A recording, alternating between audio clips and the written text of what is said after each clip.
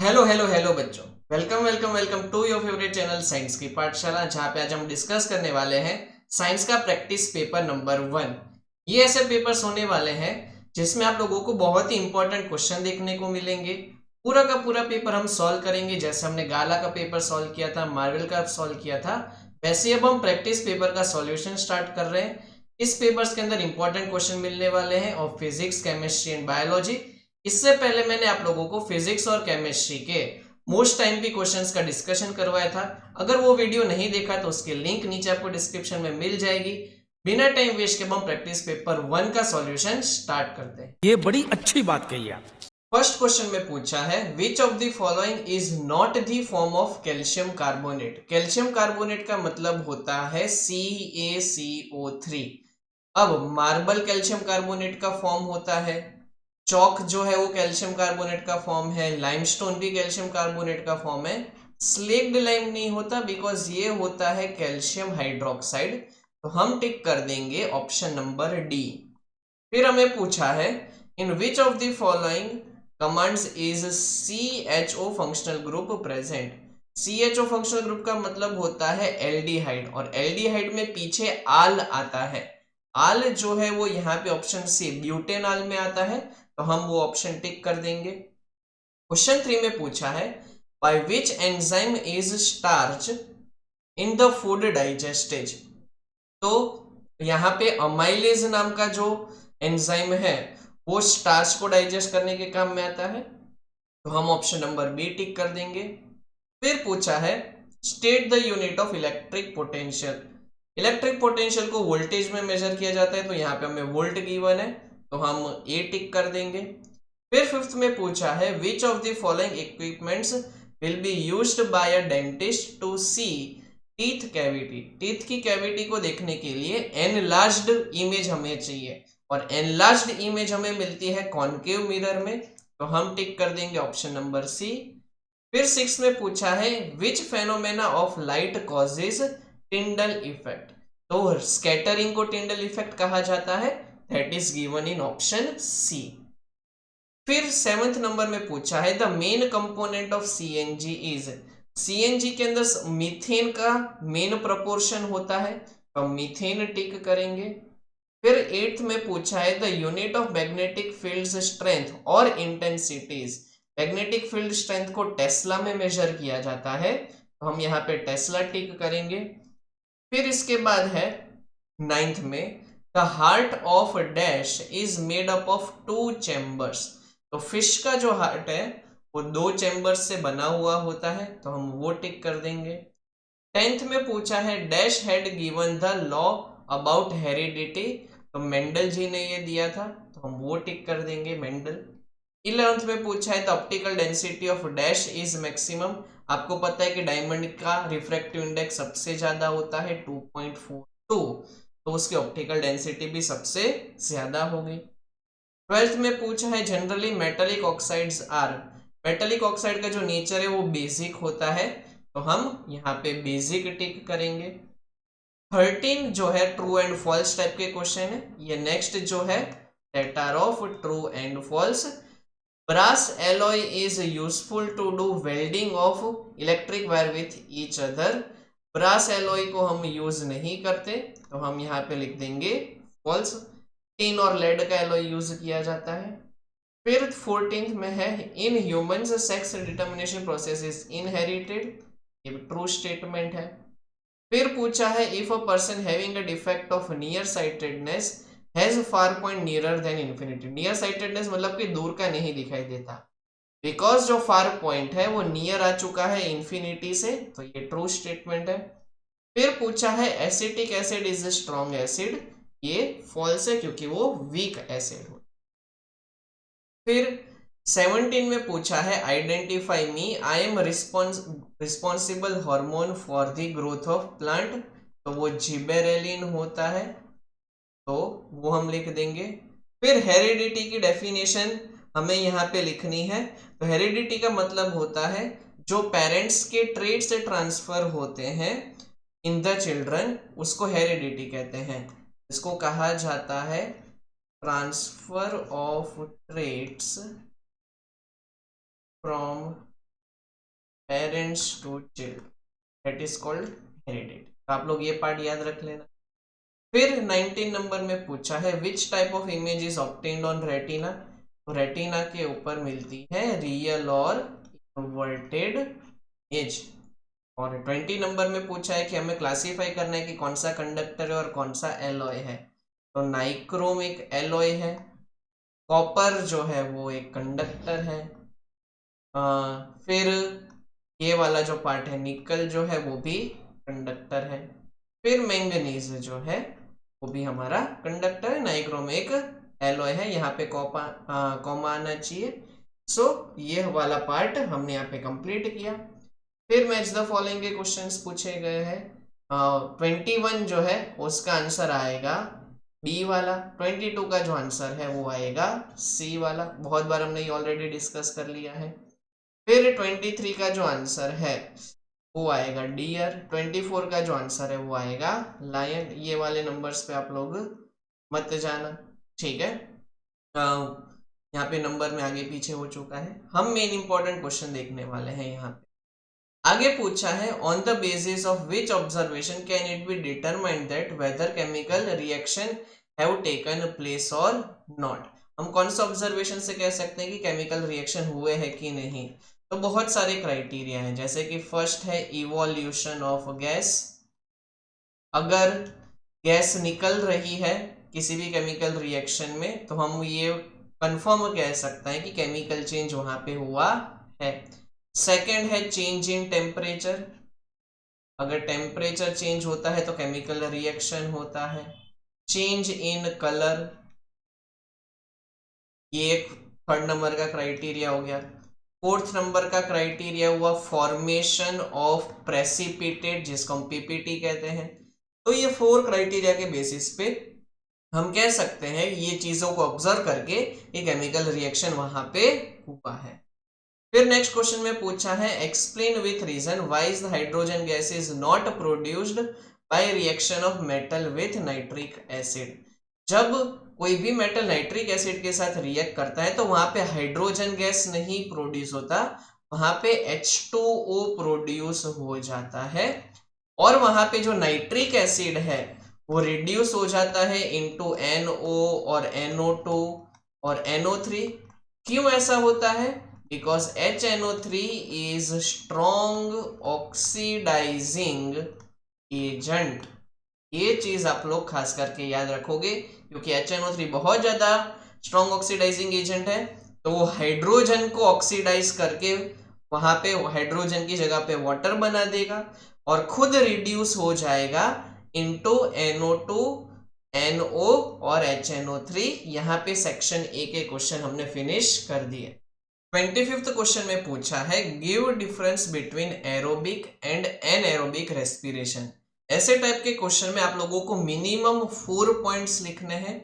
आप लोगों को इस तरीके से कॉलम बना के लिखना आना चाहिए। लेफ्ट साइड पे है एरोबिक रेस्पिरेशन, राइट साइड पे है एनएरोबिक रेस्पिरेशन। तो एरोबिक रेस्पिरेशन का मतलब होता है ऐसी रेस्पिरेशन की प्रोसेस जहां पे ऑक्सीजन प्रेजेंट हो। एनएरोबिक रेस्पिरेशन का मतलब ऐसी रेस्पिरेशन की प्रोसेस जहां पे ऑक्सीजन प्रेजेंट नहीं होता। यहाँ पे एरोबिक रेस्पिरेशन के टाइम पे CO2 और H2O का फॉर्मेशन होता है by the oxidation of pyruvate. Pyruvate जो है वो ऑक्सीडाइज्ड हो जाएगा और CO2 और H2O का फॉर्मेशन करेगा। यहाँ पे पाइरुवेट जो है वो इथेनॉल और CO2 बनाता है, क्योंकि वहां पे पाइरुवेट का ट्रांसफॉर्मेशन हो जाता है। एरोबिक रेस्पिरेशन के टाइम पे लार्ज अमाउंट में एनर्जी मिलती है, एनएरोबिक रेस्पिरेशन के टाइम पे लार्ज अमाउंट में एनर्जी नहीं मिलती। एरोबिक रेस्पिरेशन हायर ऑर्गेनिजम्स यानी कि ह्यूमंस में देखने को मिलता है। एनएरोबिक रेस्पिरेशन जो है वो यीस्ट और पैरासाइट्स में देखने को मिलता है। साथ साथ में एरोबिक रेस्पिरेशन माइटोकॉन्ड्रिया के अंदर होता है। एनएरोबिक टाइप का रेस्पिरेशन साइटोप्लाज्म के अंदर। 26 में पूछा है फ्रेगमेंटेशन रिप्रोडक्शन को एक्सप्लेन करना। तो in multicellular organisms with relatively simple body organization simple reproductive method is fragmentation. ऐसे मल्टी सेलुलर ऑर्गेनिज्म जिनका बॉडी ऑर्गेनाइजेशन बहुत ही सिंपल होता है, तो उनके अंदर फ्रेगमेंटेशन देखने को मिलता है, जैसे कि स्पाइरोगाइरा जो एक टाइप का अलगे होता है। स्पाइरोगाइरा जो है जब उसका ब्रेक डाउन होता है तो वो स्मॉलर पीसेस में डिवाइड हो जाता है, और एक जो इंडिविजुअल स्मॉल पीस बना वो बाद में इंडिपेंडेंटली एग्जिस्ट करता है। 27 नंबर में पूछा है which characteristics are seen in female due to sexual menstruation. उस टाइम पे फीमेल में कौन से टाइप के चेंजेस देखने को मिलते हैं। तो प्यूबर्टी के टाइम पे आपने देखा ही होगा कि मेंस्ट्रुएशन स्टार्ट हो जाता है, वॉइस उनकी चेंज हो जाती है, ओवरीज जो है वो एग प्रोड्यूस करना स्टार्ट कर देती है। तो ये सारी चीजें जो है फीमेल्स में देखने को मिलती है during that period of time. 28 में पूछा है what is cataract of an eye. Cataract का मतलब क्या होता है। हमें पता है कि हमारे आई के अंदर एक लेंस होता है, कॉन्वेक्स टाइप का लेंस, जो ओल्ड एज के टाइम पे मिल्की या तो क्लाउडी हो जाता है। उसके वहां पे कह सकते हो कि उसकी जो शाइनिंग है वो चली जाती है, वहां पे मिल्क जैसा सब्सटेंस या तो क्लाउडी सब्सटेंस जो है वो एक्यूमुलेट हो जाता है। इस कंडीशन को कहते हैं कैटरेक्ट, और गुजराती में उसको कहा जाता है मोतियाबिंद। अब उस टाइम पे क्या होता है, या तो पार्शियल विजन लॉस हो जाएगा या तो कंप्लीट विजन लॉस हो जाएगा, तो बाद में कैटरेक्ट की सर्जरी करवानी पड़ती है। कैटरेक्ट को रिमूव करने के बाद वो पर्टिकुलर पर्सन को पहले जैसे ही दिखाई देता है, उसका जो विजन है वो क्लियर हो जाता है। फिर हमें पूछा है एक इलेक्ट्रिक सर्किट का डायग्राम बनाना है और इंस्ट्रूमेंट का नाम लिखना है जो करंट को मेजर करता है। तो इलेक्ट्रिक सर्किट डायग्राम आप ऐसे बना सकते हो, जैसे कि यहाँ पे बैटरी है, बैटरी में से करंट जा रहा है, ये हमारा बल्ब है, ये एमीटर है, ये हमारा करंट मेजरिंग डिवाइस है। ठीक है, उसके साथ कनेक्टेड है कि जब ये हम स्विच को ऑन करते हैं तो उसमें से करंट फ्लो होता है। 30 नंबर का क्वेश्चन एक न्यूमेरिकल है जो टेक्स्ट बुक में से पूछा जाता है कई बार। How much current will an electric bulb draw from a 220 volt source. 220 volt source में से कितना इलेक्ट्रिक करंट आएगा अगर बल्ब का रेजिस्टेंस है 1200 ओम। तो सिंपल है, तुम्हारे पास वोल्टेज गिवन है 220 वोल्ट, रेजिस्टेंस गिवन है 1200 ओम, और तुम्हें करंट पूछा है। तो ऐसे बेसिक न्यूमेरिकल जो है वो हम ओम्स लॉ से फाइंड कर सकते हैं इसका solution. P is equal to I R हम यूज करेंगे तो I की जगह पे क्या हो जाएगा V अपॉन आर। P हमें गिवन है 220, R हमें गिवन है 1200, दोनों को डिवाइड करोगे तो लास्ट में आंसर आ जाएगा 0.18 एम्पियर। तो ये 2 मार्क्स का सिंपल सा न्यूमेरिकल आप लोगों को पूछा जा सकता है बोर्ड के अंदर। 31 नंबर में पूछा है how magnetism is useful in medicine.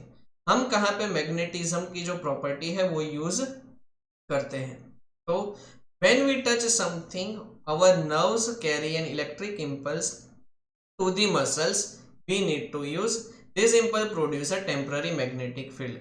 जब हम किसी भी सब्सटेंस को टच करते हैं तो उस टाइम पे एक इलेक्ट्रिकल इम्पल्स क्रिएट होता है, वो इलेक्ट्रिकल इम्पल्स की वजह से एक टेम्पररी मैग्नेटिक फील्ड क्रिएट होती है। हमारा एक हार्ट ऐसा ऑर्गन है, ब्रेन ऐसा ऑर्गन है जो मैग्नेटिक फील्ड को प्रोड्यूस करता है, और साथ साथ में the magnetic field inside the body forms the base of obtaining the images of different body parts. This is done using a technique called magnetic resonance imaging. देखा होगा कई बार लोगों को MRI कराना पड़ता है, उस टाइम पे क्या होता है कि हमारे बॉडी के जो पार्ट्स हैं उसकी इमेज जो है ली जाती है। हमारे बॉडी के अंदर 2 पार्ट्स होते हैं मेनली जो मैग्नेटिक फील्ड प्रोड्यूस करते हैं, that is heart and brain, और डिफरेंट बॉडी पार्ट्स की इमेज बनती है यूजिंग MRI। साथ साथ में मेडिसिन बनाते वक्त भी इसके कॉलॉइड्स जो है, कॉलॉइड्स क्या होते हैं तो चार्ज्ड पार्टिकल्स होते हैं, पॉजिटिव और नेगेटिव चार्ज पार्टिकल्स, उनका यूज करके भी मेडिसिन बनाई जाती। 32 में पूछा है what is ozone and how does it affect any ecosystem. तो ओजोन जो है वो एक टाइप की नेचुरल गैस है जो 3 ऑक्सीजन के एटम से बनती है, इसलिए इसका फॉर्मूला है O3। इसका ब्लू कलर होता है और बहुत ही स्ट्रॉन्ग ऑडर यानी कि स्मेल होती है। ये जो ओजोन की लेयर है वो अर्थ को कवर करती है और अर्थ को प्रोटेक्ट करती है from ultraviolet radiations. Ultraviolet radiations जो है वो हमारे बॉडी के लिए बहुत ही ज्यादा हार्मफुल है, दूसरे लिविंग ऑर्गेनिजम्स के लिए भी हार्मफुल है। तो हम सबको ये ओजोन की लेयर प्रोटेक्ट करती है। डायरेक्ट अल्ट्रावायलेट रेडिएशन जो है हमारी बॉडी को इफेक्ट नहीं करती बिकॉज ऑफ ओजोन। 33 में पूछा है give any two ways in which non biodegradable substances would affect the environment. Non biodegradable substances जो है वो ऐसे सब्सटेंसेस होते हैं जो कभी भी सड़ते नहीं हैं, वो लॉन्ग टाइम तक एनवायरमेंट के अंदर रहते हैं। जैसे कि प्लास्टिक बैग्स और पॉलीथीन्स हो गए, इंसेक्टिसाइड्स हो गए, सोप्स हो गए, वो क्या करते हैं लैंड को भी पॉल्यूट करेंगे और वाटर को भी पॉल्यूट करेंगे। जैसे कि मान लो कि कोई डेड प्लांट है या एनिमल है तो वो बायोडिग्रेडेबल हो गया, वो जो है वो सॉइल के साथ मिक्स हो जाएगा और उसको पॉल्यूट नहीं करेगा। इवन सॉइल की फर्टिलिटी को भी इंक्रीज कर देते हैं डेड प्लांट्स और एनिमल्स, लेकिन क्योंकि वो बायोडिग्रेडेबल होते हैं। लेकिन ये वाले जो नॉन बायोडिग्रेडेबल सब्सटेंसेस हैं वो ऐसा नहीं कर पाते, इसकी वजह से जो है वो पॉल्यूशन क्रिएट करते हैं लैंड के ऊपर और वाटर। फिर आपको एक यूरेटर स्ट्रक्चर, एक्चुअल में यहाँ पे ये वाला क्वेश्चन नहीं आना चाहिए, इसको कह सकते हैं simple structure of nephron. Question में थोड़ा सा चेंज कर देते हैं। नेफ्रॉन का डायग्राम आपको पूछा जाता है 2 मार्क्स के अंदर, तो ये डायग्राम एज इट इज जैसा आपको टेक्स्ट बुक में दिया गया है वैसा आप लोग बना लोगे। 35 में पूछा है इलेक्ट्रिकल सिंबल से हमें उस पर्टिकुलर कंपोनेंट को आइडेंटिफाई करना है। तो आप लोगों को इस तरीके से कंपोनेंट्स दिए होंगे, उसके सिंबल्स दिए होंगे, तो हमें आइडेंटिफाई करना है कि ये कौन सा कंपोनेंट है। फर्स्ट वाला जो है वो सेल है क्योंकि एक पॉजिटिव और एक ही नेगेटिव दिया है। यहाँ पे हमें पॉजिटिव और नेगेटिव का कॉम्बिनेशन दिया है तो हम उसको बैटरी कहेंगे। बीच में डॉट नहीं है इसलिए ये है हमारी ओपन प्लग की और ये है हमारा रेजिस्टेंस का सिंबल। 36 में हमें पूछा है explain combination reaction with example. Combination reaction का मतलब होता है कि जब more than one reactant combine होके एक सिंगल प्रोडक्ट बनाए तो उसको हम कहते हैं कॉम्बिनेशन रिएक्शन। जैसे कि कैल्शियम ऑक्साइड को हमने वाटर के अंदर मिक्स किया तो कैल्शियम ऑक्साइड और वाटर मिक्स होके बना देते हैं कैल्शियम हाइड्रोक्साइड और साथ साथ में हीट रिलीज होती है, इसलिए इसको साथ साथ में एक्सोथर्मिक रिएक्शन भी कहा जाता है। साथ साथ में आप दूसरे रिएक्शन भी खुद से लिख सकते हो कि मैग्नीशियम ऑक्साइड जब वाटर के साथ मिक्स होगा तो बन जाएगा magnesium hydroxide along with the formation of heat. फिर साथ साथ में आप लिख सकते हो कि कार्बन और ऑक्सीजन मिलके कार्बन डाइऑक्साइड बनाते हैं, सल्फर और ऑक्सीजन मिलके सल्फर डाइऑक्साइड बनाते हैं, H2 और O2 मिलके 2H2O यानी कि वाटर बनाते हैं। तो ये सारे के सारे कॉम्बिनेशन रिएक्शन के एग्जांपल्स हैं। 37 में पूछा है mention the common properties of ionic compounds. Ionic compounds का मतलब जो पॉजिटिव आयन और नेगेटिव आयन से बनने वाले कंपाउंड्स होते हैं, जैसे कि NaCl और KCl। पॉजिटिव आयन होता है, दूसरा नेगेटिव आयन होता है और बाद में बन जाते हैं आयनिक कंपाउंड्स। सबसे पहले हम उनकी प्रॉपर्टीज की बात करें तो फिजिकल नेचर आता है। ये जो आयनिक कंपाउंड्स है वो जनरली सॉलिड इन स्टेट होते हैं। इन चार्जेस के बीच में होता है स्ट्रॉन्ग फोर्स ऑफ अट्रैक्शन, इनको ब्रेक करना बहुत ही ज्यादा डिफिकल्ट होता है। हमको लार्ज अमाउंट में प्रेशर अप्लाई करना पड़ता है तो वो ब्रेक हो जाएंगे इनटू पीसेस, साथ साथ में वो ब्रिटल भी है। अगर हम मेल्टिंग पॉइंट और बॉइलिंग पॉइंट की बात करें तो ये हमेशा हाई रहते हैं as compare to covalent compounds. ऐसा क्यों रहता है? बिकॉज यहाँ पे स्ट्रॉन्ग फोर्स ऑफ अट्रैक्शन होता है बिटवीन पॉजिटिव आयन और नेगेटिव आयन, लार्ज अमाउंट में हीट सप्लाई करनी पड़ती है तभी वहां पे ब्रेक डाउन होगा into positive and negative ion. अगर हम यहाँ पे सॉल्युबिलिटी की बात करें तो ये वाटर के अंदर इजीली सॉल्युबल होता है, जैसे कि हम नमक को पानी के अंदर इजीली मिक्स कर सकते हैं। ACl को भी वाटर के साथ मिक्स कर सकते हैं, क्योंकि वाटर भी जो है H+ और OH- आयन वैसे डिसोसिएट हो सकता है। ये जो आयनिक कंपाउंड है वो केरोसिन, पेट्रोल जैसे इनऑर्गेनिक सब्सटेंसेस के अंदर, सॉल्वेंट्स के अंदर डिसॉल्व नहीं होते। और अगर हम इलेक्ट्रिसिटी के कंडक्शन की बात करें तो ये मोल्टन स्टेट में इलेक्ट्रिसिटी को कंडक्ट करेंगे। अगर हम NaCl को वाटर के साथ मिक्स कर देंगे और बाद में उसमें से इलेक्ट्रिसिटी पास करने का ट्राई करेंगे तो इजीली इलेक्ट्रिसिटी पास हो जाएगी, लेकिन सॉलिड स्टेट में इलेक्ट्रिसिटी को कंडक्ट नहीं करेंगे। चलो नेक्स्ट हमें पूछा है 38 नंबर में, what is corrosion and give examples of corrosion events. Corrosion का मतलब होता है जब भी मेटल के ऊपर कोई ऑक्सीजन या तो वाटर या तो एसिड अटैक करे, जिसकी वजह से मेटल की सरफेस खराब हो जाए, उसके ऊपर दूसरी एक ऑक्साइड की लेयर फॉर्म होने लगती है, जैसे कि रस्टिंग ऑफ आयरन, उस फेनोमेना को कहा जाता है कोरोजन। कोरोजन की वजह से जो सिल्वर के ऑर्नामेंट्स होते हैं उसका कलर भी चेंज हो जाता है। सिल्वर जो है वो कन्वर्ट हो जाता है Ag2S सिल्वर सल्फाइड में, बिकॉज हमारे एनवायरमेंट में प्रेजेंट होता है हाइड्रोजन सल्फाइड।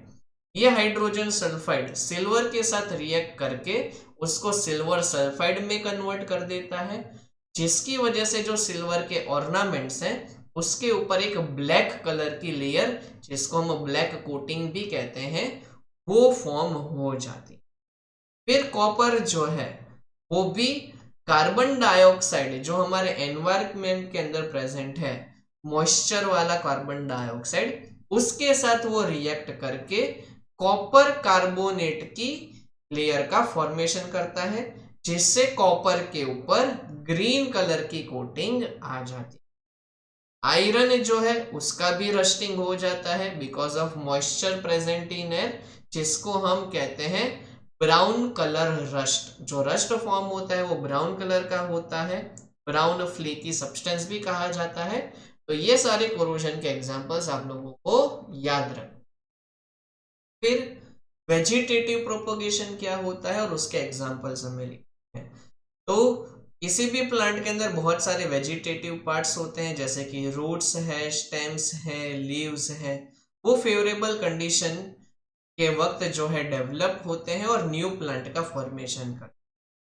प्लांट के अंदर भी रिप्रोडक्शन की एबिलिटी होती है, ठीक है, जैसे कि शुगर केन है, रोजेस है, ग्रेप्स है, फ्लावर्स है, फ्रूट्स है, वो बहुत ही फास्ट लेयर बाय लेयर जो है वो प्रोडक्शन करते हैं।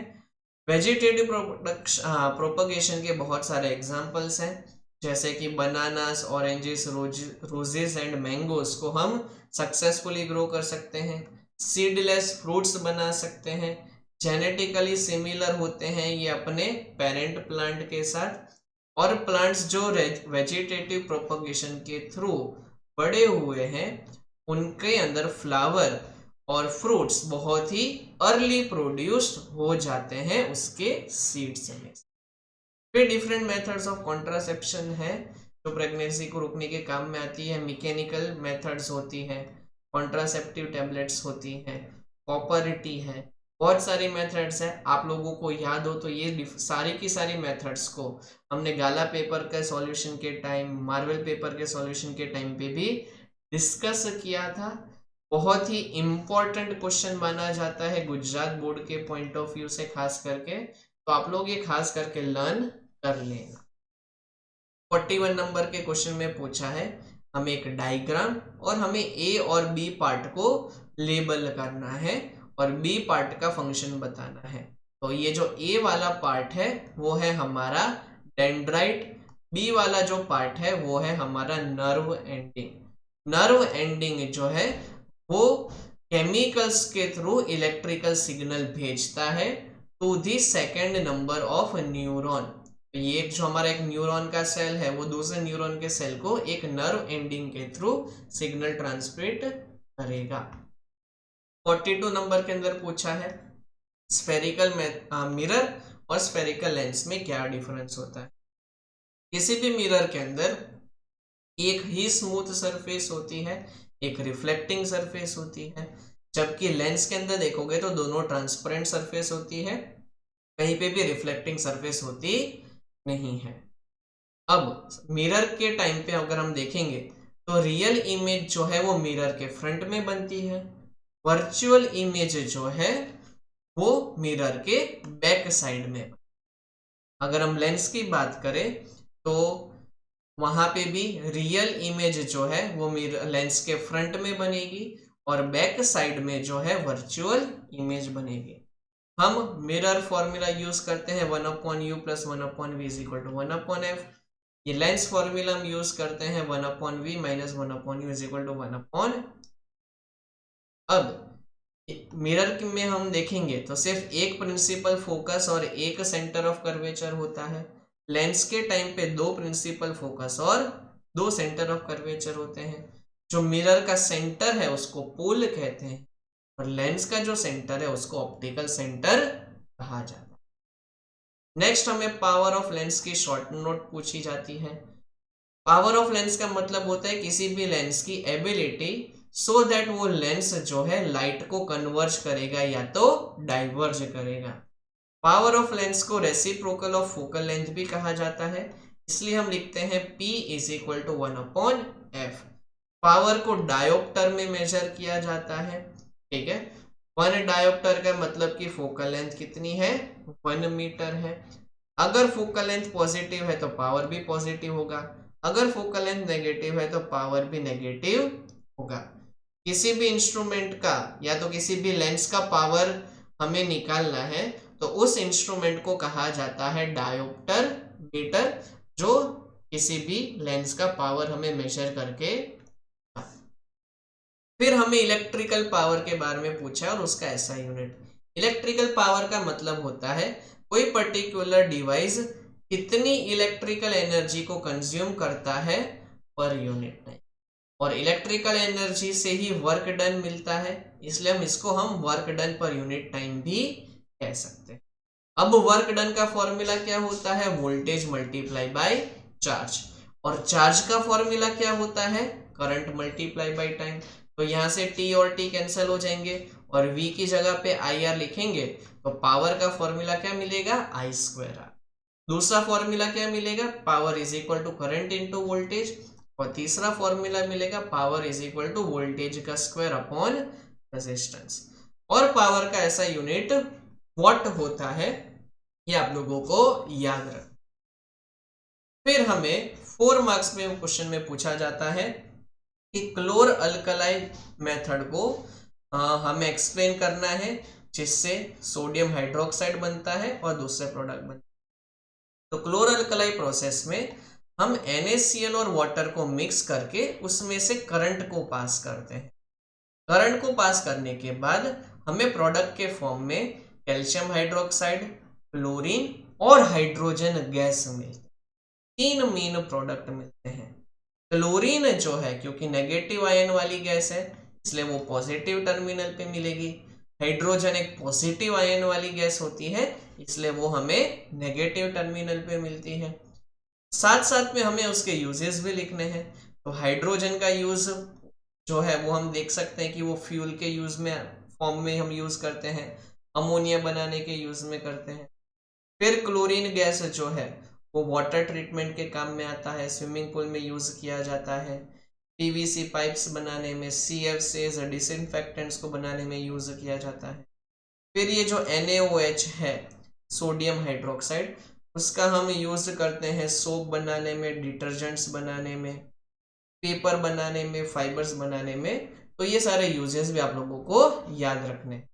46 में पूछा है अगर हम एसिड और बेस को वाटर के साथ मिक्स करेंगे तो क्या होगा। जब भी एसिड वाटर के साथ मिक्स होता है तो वहां पे वो H+ आयन को रिलीज करता है। जब भी बेस वाटर के साथ मिक्स होता है तो वो OH- आयन को रिलीज करता है। अब H+ आयन की वजह से उसके पास एसिडिक कैरेक्टरिस्टिक्स होती है, OH- आयन की वजह से उसके पास बेसिक कैरेक्टरिस्टिक्स होती है। अब हम वाटर के साथ जो मिक्स हो चुका है एसिड उसको लिटमस टेस्ट करेंगे तो वो ब्लू लिटमस को रेड में कन्वर्ट कर देगा, और बेस जो है वो रेड लिटमस को ब्लू में कन्वर्ट कर देगा। इसलिए जो ड्राई HCl गैस है वो कभी भी इस तरीके से लिटमस का कलर चेंज नहीं कर सकती। अगर मॉइस्ट HCl गैस होती है तो वो इस तरीके से उसका कन्वर्जन कर पाए। देखो यहाँ पे उसका सब कुछ गिवन है कि HCl वाटर के साथ रिएक्ट करेगा तो H प्लस आयन और Cl माइनस आयन बन जाएगा, और ये जो H प्लस आयन है वो वाटर के साथ मिक्स होके H3O प्लस यानी कि हाइड्रोनियम आयन का फॉर्मेशन करेगा। आपको यहाँ पे दिखाई दे रहा है H प्लस और H2O मिलके H3O प्लस बना देता है। वैसे ही बेसिस जो है वो वाटर के अंदर डिसोसिएट होके पॉजिटिव और नेगेटिव आयन बना देते हैं। ये जो नेगेटिव आयन है OH माइनस, उसी की वजह से उसके पास बेसिक कैरेक्टरिस्टिक्स होती। फिर हमें इथेनोइक एसिड के रिएक्शन लिखने हैं। पहला रिएक्शन हमें लिखना है इथेनॉल के साथ। जब भी इथेनोइक एसिड इथेनॉल के साथ रिएक्ट करता है तो उस रिएक्शन को एस्टरिफिकेशन रिएक्शन कहा जाता है, क्योंकि वहां पे एस्टर बनता है इथाइल इथेनोएट। ये आपको याद रखना है, बहुत इंपॉर्टेंट रिएक्शन है, क्योंकि एक ही ऐसा रिएक्शन है हमारे पास जो 2 मार्क्स में पूछा जाता है इस चैप्टर में से। यहाँ पे H2SO4 के प्रेजेंस में रिएक्शन होता है और साथ साथ में वाटर का फॉर्मेशन होता है। फिर नेक्स्ट रिएक्शन जो है उसको सेपोनिफिकेशन रिएक्शन कहा जाता है, जहां पे वो NaOH के प्रेजेंस में ईस्टर रिएक्ट करता है, तो वापिस से जो जिससे वो ईस्टर बना था इथेनॉल और इथेनोइक एसिड, वापिस से वो हमें मिल जाते हैं। फिर इथेनोइक एसिड का रिएक्शन हमें आगे देखना है। जब वो NaOH के साथ रिएक्ट करेगा, इथेनोइक एसिड CH3COOH जो है वो NaOH के साथ रिएक्ट करेगा तो सोडियम इथेनोएट, जिसको सोडियम एसीटेट कहा जाता है, वो फॉर्म होगा और साथ साथ में H2O फॉर्म होगा। और लास्ट में जब ये एसिटिक एसिड इथेनोइक एसिड जो है वो Na2CO3 के साथ रिएक्ट करेगा तो अगेन सोडियम एसीटेट H2OCO2। अब याद करो कि एक एसिड है और ये मेटल का कार्बोनेट है, तो जैसे हमने चैप्टर नंबर 2 में रिएक्शन देखे थे वैसे ही रिएक्शन होगा। एसिड जब मेटल के कार्बोनेट के साथ रिएक्ट करता है तो हमेशा कार्बन डाइऑक्साइड और वाटर का फॉर्मेशन होता है। जब वो मेटल हाइड्रोजन कार्बोनेट के साथ रिएक्ट करेगा तो सेम रिएक्शन ही यहाँ पे। फिर हमें न्यूट्रिशन इन अमीबा और पैरामीशियम पूछा जाता है डायग्राम के साथ। आपको पता है कि 4 to 5 स्टेप्स में ये लिखना होता है विथ डायग्राम, तो आप लोग यहाँ पे वीडियो को पॉज करके ये वाला पार्ट नोट कर सकते हो और बाद में इसको लर्न कर सकते हो। ह्यूमन एक्सक्रीटरी सिस्टम बहुत इंपॉर्टेंट है, 5 मार्क्स में पूछा जाता है। एक्सक्रीटरी सिस्टम उसको कहते हैं जहाँ पे बॉडी का वेस्ट रिमूव हो जाता है। डिफरेंट एक्सक्रीटरी ऑर्गन्स हमारे बॉडी में प्रेजेंट होते हैं, जैसे कि किडनी है, यूटरस है, यूरिनरी ब्लैडर है, यूरिट्रा है। ये सारी चीज़ों के बारे में आप लोगों को यहाँ पे डिटेल में दिया गया है, डायग्राम आप लोगों को आना चाहिए। हम इसको फर्दर ज़्यादा डिस्कस नहीं करेंगे बिकॉज हमने गाला के पेपर्स के वक्त भी इन सब का डिस्कशन कर लिया था। नेक्स्ट हमें पूछा है a student has difficulty reading the black board while sitting in the last row, what could be the defect the child is suffering from, how can it be treated. एक student जो है वो last row में बैठा है और उसको black board पे जो लिखा गया है वो पता नहीं चल रहा है कौन सी प्रॉब्लम है उसको, और हम वो प्रॉब्लम को कैसे जो है सॉल्व कर सकते हैं। तो ऑब्वियसली दूर का नहीं दिखाई दे रहा है, इसलिए इसको मायोपिया कहा जाता है, इसको नियर साइटेडनेस कहते हैं, जहाँ पे उस पर्सन की जो फार पॉइंट है वो इनफाइनाइट से रिड्यूस हो चुकी है। ऐसा क्यों होता है? बिकॉज उसका जो आई लेंस का कर्वेचर है वो चेंज हो चुका है, आई बॉल जो है वो एलोंगेटेड हो चुका है। उसके केस में जो इमेज बनती है वो रेटिना से पहले बनती है, इसलिए इसको करेक्ट करने के लिए डाइवर्जिंग लेंस यानी कि कॉन्केव लेंस यूज किया जाता है। 51 नंबर के क्वेश्चन में हमें डोमेस्टिक इलेक्ट्रिक वायरिंग के बारे में पूछा गया है। तो हमारे घर में टोटल 3 टाइप के वायर्स आते हैं। एक लाइव वायर होता है जिसको पॉजिटिव कहा जाता है जो रेड कलर का होता है। दूसरा नेगेटिव वायर न्यूट्रल वायर होता है जो ब्लैक कलर का होता है। और थर्ड वायर ग्रीन कलर का होता है जिसको अर्थिंग कहा जाता है। सबसे पहले लाइव वायर के साथ फ्यूज को कनेक्ट किया जाता है। बाद में लाइव वायर और न्यूट्रल वायर जो है वो इलेक्ट्रिसिटी मीटर के साथ कनेक्टेड होते हैं, जिससे हमारा बिल निकलता है। फिर जो है डिस्ट्रीब्यूशन बॉक्स होता है घर के अंदर, जिससे डिफरेंट रूम्स में इलेक्ट्रिसिटी पहुंचाई जाती है। और हर एक सॉकेट के साथ एक, आप कह सकते हो कि ग्रीन वायर कनेक्टेड होता है जो अर्थिंग वाला होता है। इस ग्रीन वायर का काम होता है कि जो एक्स्ट्रा करंट हमारे सर्किट में आया है उसको हम ग्राउंड कर दे और अर्थ में ट्रांसमिट कर दे। जो हमारे घर पे वोल्टेज होता है वो आता है 220 वोल्टेज का, और करंट की जो फ्रीक्वेंसी है वो 50 हर्ट्ज है हमारे यहाँ पे। दो टाइप की सर्किट होती है, एक सर्किट होती है जहाँ पे हम लेसर करंट रेटिंग के अप्लायंसेस को यूज करते हैं। दूसरी सर्किट होती है जहाँ पे हम हैवी अप्लायंसेस को यूज करते हैं, जैसे कि गीजर है, कूलर है, रेफ्रिजरेटर है, एसी है, वो 15 एम्पियर वाली सर्किट में यूज किए जाते हैं।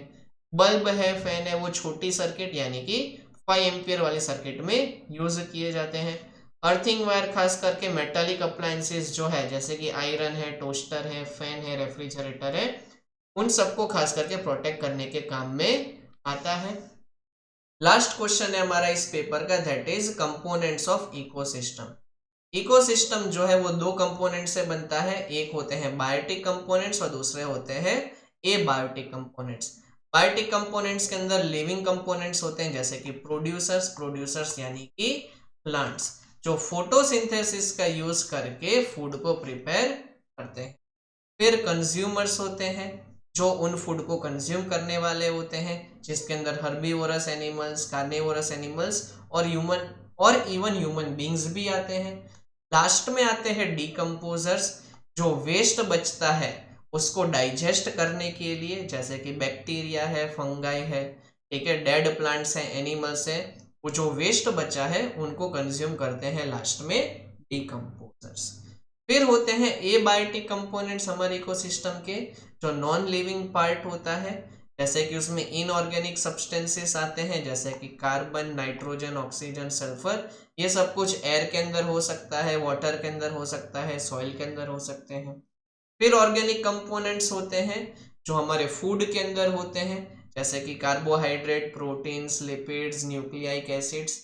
और साथ साथ में क्लाइमेटिक फैक्टर भी हमारे इकोसिस्टम का पार्ट है, जैसे कि एयर, वाटर, सनलाइट और टेम्परेचर। नेक्स्ट वीडियो में हम प्रैक्टिस पेपर नंबर 2 का डिस्कशन करने वाले हैं। ये वीडियो अगर आपको समझ में आए अच्छे से तो इसको वीडियो को लाइक कर देना, चैनल को सब्सक्राइब कर देना और अपने फ्रेंड्स और फैमिली में इसको शेयर कर देना। आपके आने वाले एग्जाम के लिए आप लोगों को बेस्ट ऑफ